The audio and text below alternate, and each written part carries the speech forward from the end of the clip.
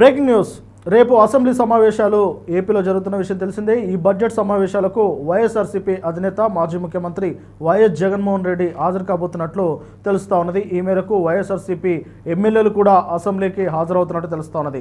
మొత్తం మీద 2 సంవత్సరాలుగా దాదాపు 2 సంవత్సరాలుగా ఎదురు చూస్తున్న ఈ పరిణామం అయితే ఇప్పుడు అంటే చోటు చేసుకున్నదని చెప్పవచ్చు. వైఎస్ జగన్మోహన్ రెడ్డి ఎప్పుడు అసెంబ్లీలో అడుగు పెడతారని చెప్పేసి ఇటు కూటమి నేతలు, ప్రభుత్వంలో ఉన్న నేతలు, అలాగే టీడీపీ జనసేన నేతలు కూడా ఎంతో ఆత్రంగా ఎదురు చూస్తూ ఉన్నారు. వారు మాత్రమే కాదు, వైఎస్ఆర్సీపీ కార్యకర్తలు, శ్రేణులు కూడా జగన్మోహన్ రెడ్డి అసెంబ్లీలో అడుగుపెట్టే క్షణం కోసం ఎదురు చూస్తూ ఉన్నారు. ఎట్టకేలకు రేపు ప్రారంభం కానున్న బడ్జెట్ సమావేశాలకు వైఎస్ జగన్మోహన్ రెడ్డి హాజరు కాబోతున్నట్టు తెలుస్తూ ఉన్నది.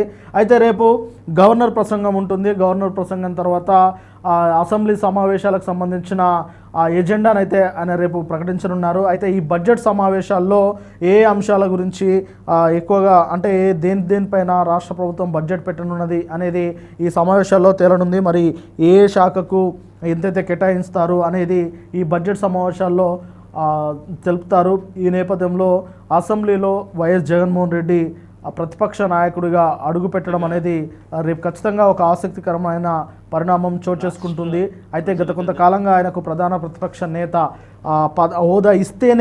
హోదా ఇస్తేనే అసెంబ్లీలో అడుగు పెడతానని చెప్పేసి వైఎస్ జగన్మోహన్ రెడ్డి గత కొంతకాలంగా, అంటే ఆయన ఓడిపోయినప్పటి నుంచి 2024 ఎలక్షన్లు జరిగినప్పటి నుంచి ఆయన అదే పంతంతో అసెంబ్లీలో అడుగు పెట్టలేదు. కానీ ఎట్టకేలకు ఆయన అసెంబ్లీలో అడుగు పెట్టబోతా ఉన్నారు.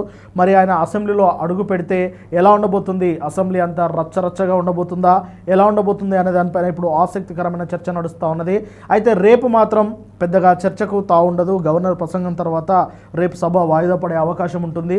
మరి మరుసటి రోజు నుంచి అసెంబ్లీలో ఆయన అడుగు పెడతారా లేదా అనేది ఆసక్తికరంగా మారింది.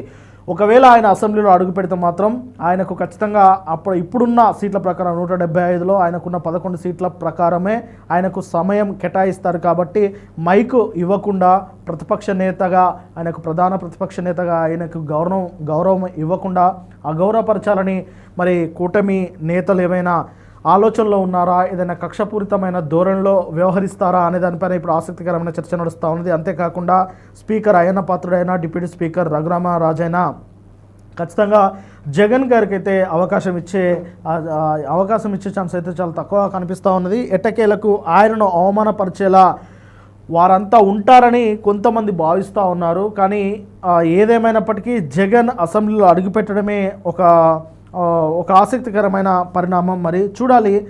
ఇటు తెలంగాణలో అయితే కేసీఆర్ 2-3 సార్లు వచ్చారు, వెళ్ళారు, సంతకాలు పెడుతున్నారు. అయితే ఇక్కడ జీతాల కోసమే అసెంబ్లీకి కేసీఆర్ వస్తున్నారన్న అపవాదన అయితే ఆయన మూటగట్టుకున్నారు. మరి ఇప్పుడు 60 రోజుల పాటు వరుసగా అసెంబ్లీ సమావేశాలకు హాజరు కాబోతే అది అనర్హత వేటు పడుతుంది. అది చట్ట ప్రకారము, అసెంబ్లీ చట్టం ప్రకారము అనర్హత వేటు పడుతుందని చెప్పేసి ఒక నిబంధన ఉన్న విషయం అందరికీ తెలిసిందే. మరి ఆ నిబంధనను అతిక్రమించడానికి, అంటే ఆయన పదవిని కాపాడుకోవడానికి, అనర్హత వేటును పడకుండా చూసుకోవడానికి మాత్రమే ఆయన అసెంబ్లీలో అడుగు పెడతా ఉన్నారని చెప్పేసి ఇటు కూటమి నేతలు అయితే ఇప్పటికే మొదలుపెట్టారు ఆరోపణలు. మరి ఈ నేపథ్యంలో ఆయన పూర్తి స్థాయి బడ్జెట్ సమావేశాల్లో పాల్గొంటారా, లేదంటే గవర్నర్ ప్రసంగం తర్వాత ఆయన వెళ్ళిపోతారా అనే దానిపైన ఇప్పుడు ఆసక్తికరమైన పరిణామం అయితే, అంటే ఆసక్తికరమైన చర్చ జరగనున్నది.